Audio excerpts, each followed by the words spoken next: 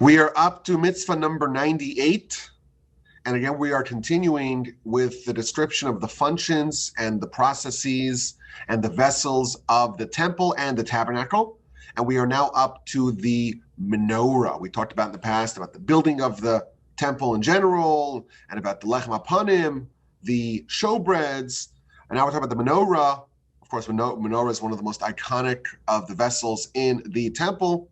And we have mitzvah number 98, and that is to prepare and to clean and to kindle the lamps of the menorah. The verse tells us in Exodus chapter 27 that the lights of the menorah, they were organized and they were tended to by Aaron and his sons, and they are lit every day, and that is the mitzvah that we're up to right now, mitzvah number 98. Now the Sefer HaChinuch tells us that this mitzvah is comprised of 3 different parts. Number 1, you have to clean out the ashes and the residue that was in the lamps from the previous night. And you have to prepare the new wicks and the new oil for the next kindling. And finally, the third part is the actual kindling in the evening, and all that is wrapped into one mitzvah, mitzvah number 98. Now, of course, the menorah was one of the most iconic vessels in the temple. We talked about the ark in the past and the table. We're soon going to get to the inner golden altar, and that is where the Ketoris was lit. But now we're talking about the menorah, and the menorah, quite interestingly, was hewn from a single block of gold. You couldn't make it separately and just attach them and weld them together. And all of the menorah, together with its tongs that were used to pull out the wicks and the spoons to clean out the cups, it was all made out of a single talent of gold, roughly 150 pounds of gold. Now, it's interesting, when the menorah was made, if you look at chapter 25 of Exodus and you read the Rashi commentary, it's interesting that this particular vessel stymied Moshe. And Rashi tells us in a few different places, he tells us that Moshe was having a hard time understanding what it was. And God was describing it, and Moshe didn't understand it. And God had to superimpose a picture of the menorah with all its elaborate and intricate etchings and cups and flowers and knobs and all that. You might have to impose that in the image of fire upon the mountain. And even after God showed it to Moshe, Moshe still wasn't able to understand it. And all he did was he took the block of gold and threw it into a fire, and the menorah was made on its own, almost by God. So there's something really mysterious about the menorah that eluded even Moshe. So what did it look like? What's the menorah made like? So as we mentioned, it's made out of a single block of gold. It's going to be pure gold, hammered out of a single block.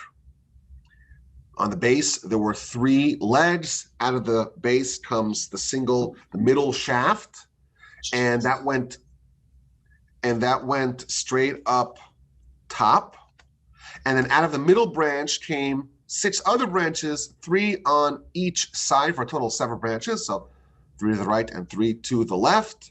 And it was embellished with decorative cups and knobs and flowers. And the Rambam does a whole tally for us. If you read the verse, it's a little confusing, but the Rambam does a whole tally for us. There were 22 different cups etched into the branches of the menorah, and there were 11 knobs etched into the menorah, and 9 flowers. And the cups, we are told, were engraved like almonds. And it was all very intricately and finely detailed embellishments, all hammered out of a single block of gold. On the top of these 7 branches were, of course, the 7 lamps. In these 7 lamps, you held the olive oil and the wick, and that was all faced towards the middle. So the 3 on the right were facing towards the left, and the 3 on the left were facing towards the right. And then the middle lamp, which is called the Western lamp, as we shall see, was facing out towards the Holy of Holies.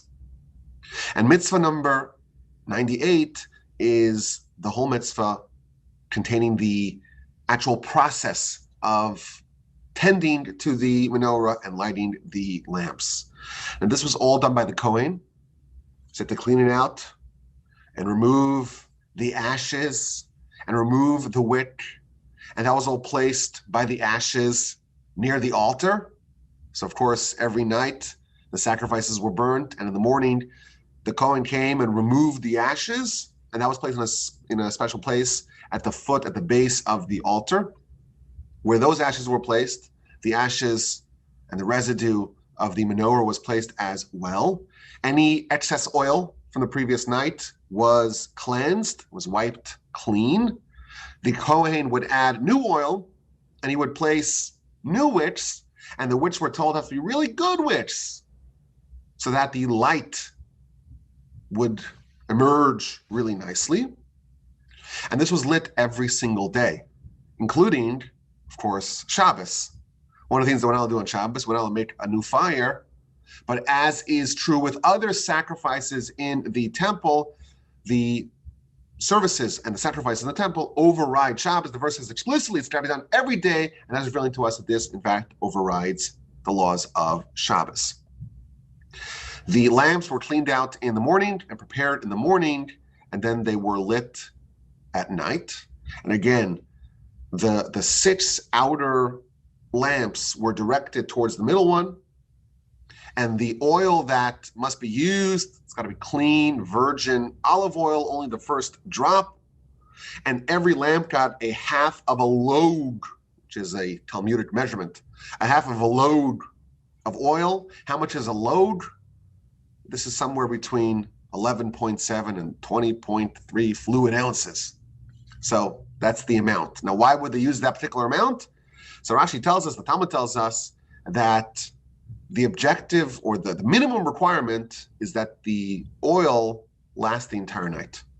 So if you're going to light it in the evening, it's going to burn throughout the whole night and last until the morning.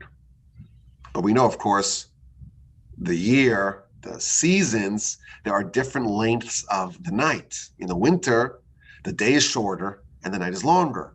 In the summer, it's reversed. The day is longer and the night is shorter.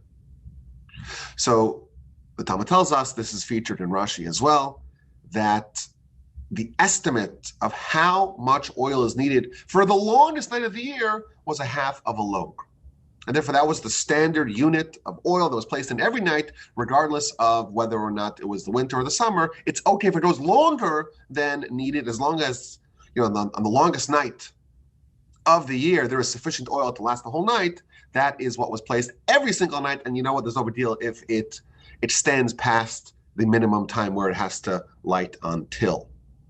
Now, it's important to note that there is at least one opinion that says the menorah was lit twice a day, once in the morning and once at night. And in that case, it was prepared also twice a day, once in the morning and once at night.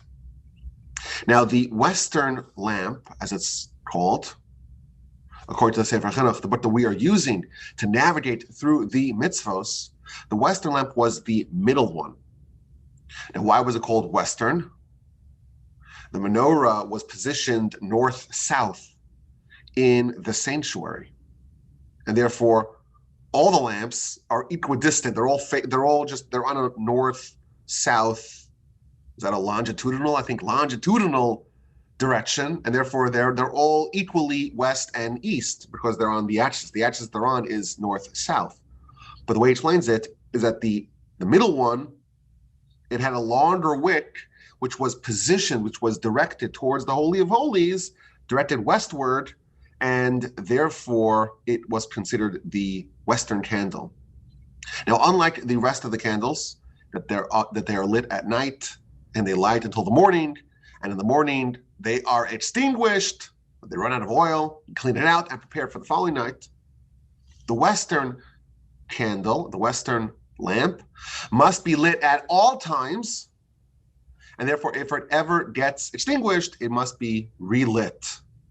And unlike the rest of the lamps of the menorah, which are lit from each other, which means you take the wick and you just draw it out and you light it from one of the neighboring candles, the Western lamp, That's the most important one for some reason, or on one dimension, and therefore it can only be relit from the fire upon the altar. So you have to take it and bring it to the fire on the altar.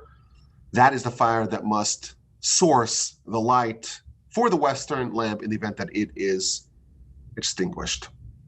Now, the Talmud tells us that certainly during the first temple era, there were times where the Western lamp would not be extinguished for an entire year.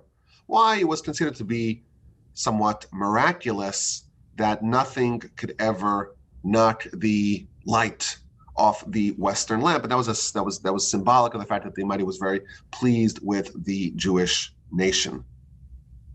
Now, the way they are lit on a typical night is they are lit in a staggered fashion. First, they would light 5 of the lamps, and then they would light the other 2. And the Rambam tells us that makes a bigger impact. It makes it, because you light it in a staggered fashion, it makes the process and the ceremony more important, and it would land a bigger punch. So that's the menorah, and this is mitzvah number 98, the mitzvah to kindle the menorah and to tend to it, and everything that comes with tending and cleaning and preparing, and of course, kindling the menorah. Now, with every mitzvah, we try to figure out what are the reasons behind it.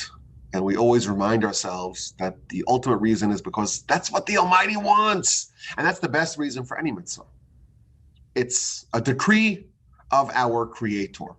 But nevertheless, it is helpful and useful for us to try to understand that on our level, what are the symbolisms, what are the messages, what are the takeaways, what are the lessons that we can learn from every mitzvah, what are things that we can maybe apply to ourselves. We haven't had the temple in 1930 or 40 years. It's been a while. And we still learn about this. And all 613 mitzvahs are still obligatory to us. And in fact, it's more important to learn about the mitzvah when we cannot fulfill it than when we can. Because if we actually had a menorah, we would have to know how to do it. But there would be a way to actually fulfill it. Now that we don't have a menorah, the only way to fulfill it, the only way to get the power of that particular part of the 613 accomplishments that we need from Torah is via the study. And therefore, it's important for us to ponder the question, what is the reason? What are some of the reasons that are offered by our sages?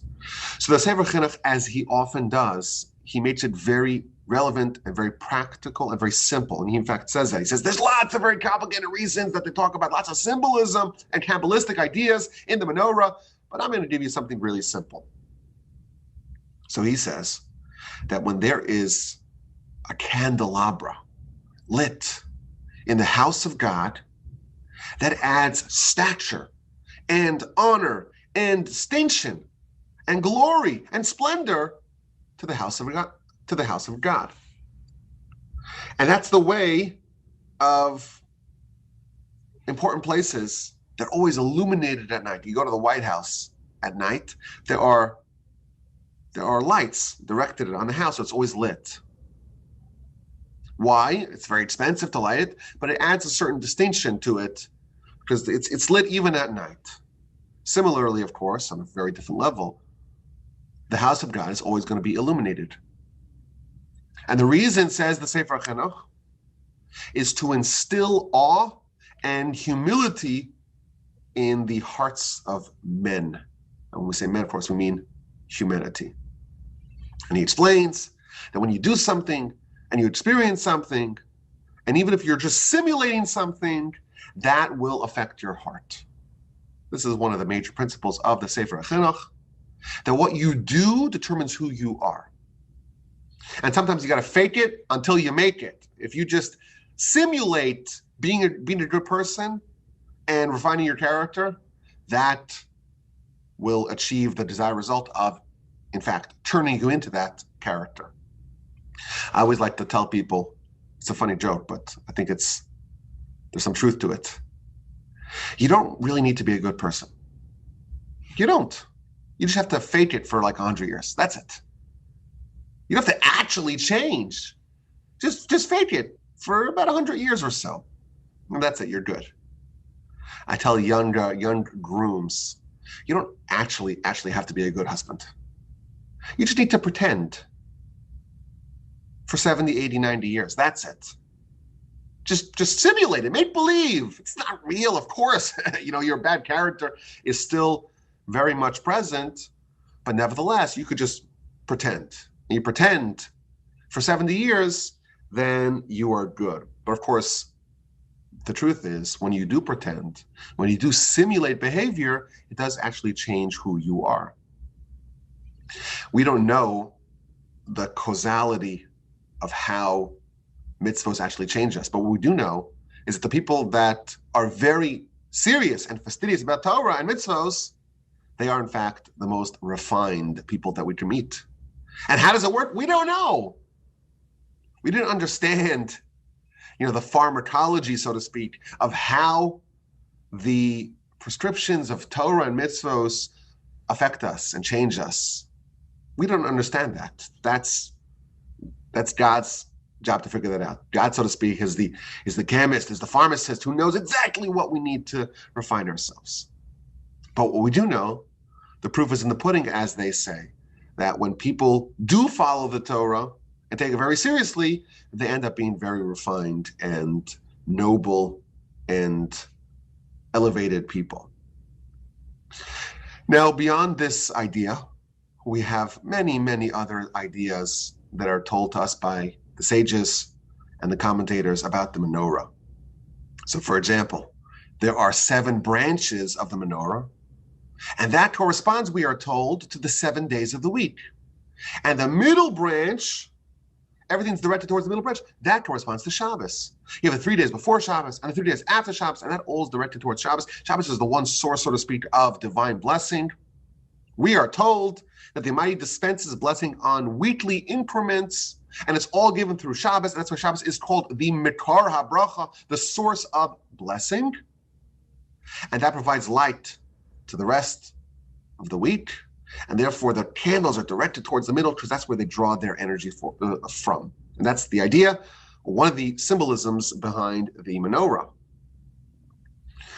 Rabbi Bachaya has a very nice piece in chapter 25 of Exodus, and he says some really wonderful things about the menorah. He says that the light of the menorah provides pleasure for the soul. The soul is compared to a candle. The verse tells us in scripture, Ner Hashem Nishmas Adam. The candle of God is the soul of man. This is Proverbs chapter 20. There's some sort of similarity between a candle, between fire, between light, and the soul. Of course, that's why we light a yahrzeit candle for the soul of the departed. And even though the light of the soul is very different than the physical light of the candle, nevertheless, there's some sort of connection, some sort of benefit that happens to the soul when it gazes upon a candle. What that means, of course, it's a very advanced idea, but that is one of the ideas that are shared regarding the menorah. Moreover, he says that there are 7 other planets besides for Earth. And I always say that the sages were not fooled by Pluto. They knew it wasn't a real planet. They didn't fall for the head fake of Pluto. 7 of the planets, and this corresponds on some sort of cosmic level. The menorah, the 7 branches of the menorah corresponds to that.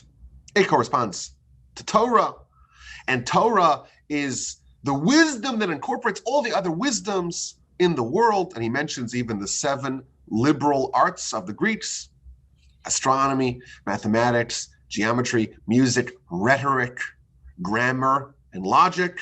And all that's incorporated in Torah. And he even adds that the 6 branches correspond to the 6 ends of the world. And there are 22 cups that are etched into the menorah, and that corresponds to the 22 letters of the Hebrew alphabet. And there are 22 different forces in the world. And there are 22 different parts of man. And the knobs correspond to angels, and the cups correspond to the galaxies, and the flowers correspond to this world. all kinds of really interesting symbolism that is featured in the Kabbalistic literature about the menorah. But one of the main ideas is that the menorah corresponds to Torah.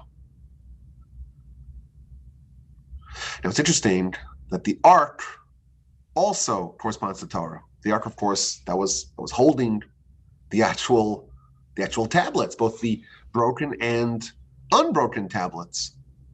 And the Torah scroll that Moshe wrote was either inside the Ark or right next to the Ark, but certainly the Ark represents Torah. And as we mentioned in the past, a Torah scholar has to be like the Ark, gold inside and gold outside. So how could you have two different vessels corresponding to Torah? So this is an interesting question that on the Parsha podcast that I am fortunate enough to host this year, Parshas Truma, the whole podcast was dedicated to this question. What are the two types of Torah that are corresponded to by the Ark and by the Menorah? If you want to listen to it, it's called The Mystery of the Menorah. Highly recommended.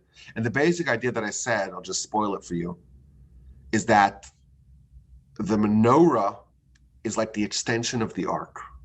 The Ark, that's like Mosaic Torah. Moshe got his Torah from God directly. In that transmission, it's completely perfect. The menorah is when Moshe gives the Torah to us and we have to perpetuate it, and there is risk of human fallibility causing a problem in the transmission. That's represented by the Ark. That is represented by the menorah. And that's why I speculated, that's why Moshe had such a hard time with the menorah, because the menorah is when, so to speak, the Torah is in human hands, and it's not just coming directly from God with scintillating clarity. And as a result, there is all this extra work that we need to do to perpetuate the Torah. That's why Moshe has such a hard time with that, because his Torah, so to speak, or his link in the chain was directly from God as symbolized by the Ark, and therefore the menorah was difficult for him to wrap his head around. Others suggest that there is, of course, the written Torah and the oral Torah, and perhaps the written Torah is represented by the Ark, and the oral Torah is represented by the menorah. And it is noteworthy that the festival of Hanukkah, that orients, of course, around the menorah and the lighting of the menorah, that is often used to mark, so to speak, the beginning of the explosion of oral Torah amongst the nation, when we no longer had prophecy and we no longer had really kings of our own, and the Jewish nation was separated. There were Jews in Babylon and Jews elsewhere in the Middle East and North Africa. And the second temple quite wasn't really like the first temple. And that's kind of the moment where oral Torah really becomes much more important, because it's what keeps us together. And the role of the sages is amplified. There is a lot of literature about that, how the menorah symbolizes oral Torah as well. My grandfather, blessed memory, used to always say another idea, that the menorah and the kindling of the menorah symbolizes pedagogy, education, and the transmission of our faith and tradition from one generation to another generation. You have to take one existing fire and touch it towards the wick, the unlit wick, and you have to hold it there until the unlit wick becomes lit on its own.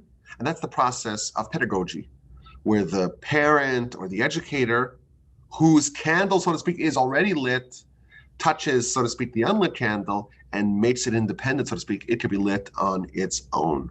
So there's a lot of the symbolism and the ideas behind the menorah that relate to pedagogy and the transmission, so to speak, of the light of one generation to the successive generation. Where is the menorah now? Of course, today we don't have a temple. We're close. We're within striking distance. You know, the country with the largest Jewish population is, of course, Israel, for the first time in thousands of years. So we're getting close to coming home. We don't have a temple. We don't really have control over Temple Mount. There's a lot of politics and controversy about control over Temple Mount today. But we don't have a temple, and we don't have these vessels.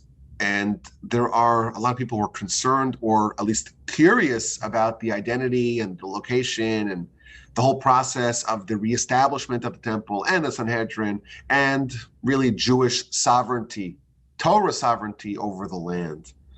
Now, unlike the Ark, we did have the menorah in the Second Temple, and it disappeared. And there was all kinds of speculation and theories as to where it is today. And the most notable artifact of this discussion is, of course, the Arch of Titus in Rome. Titus was the Roman general who oversaw the siege of Jerusalem. His father was Vespasian, who was summoned back to Rome after the siege had already begun. He was summoned back to become the emperor, and he handed off the siege to his son Titus, and he was one who ultimately destroyed the temple and sacked Jerusalem and plundered Jerusalem, of course, with many, many thousands, if not hundreds of thousands of Jewish dead, and brought all the booty back to Rome, and that is depicted in the triumphal Arch of Titus in Rome. And in that arch, there is a picture of him carrying the menorah, what appears to be the menorah, back to Rome.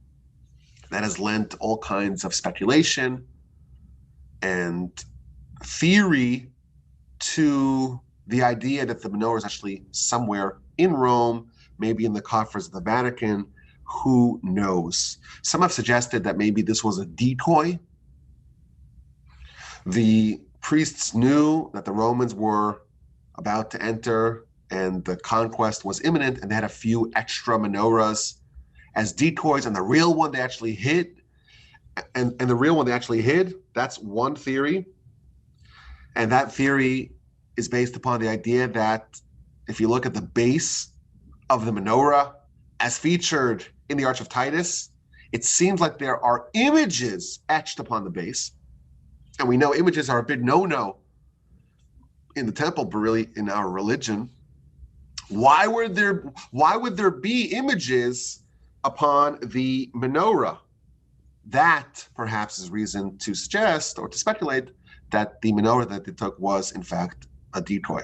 Where is it today? Who knows? Maybe it's in Rome.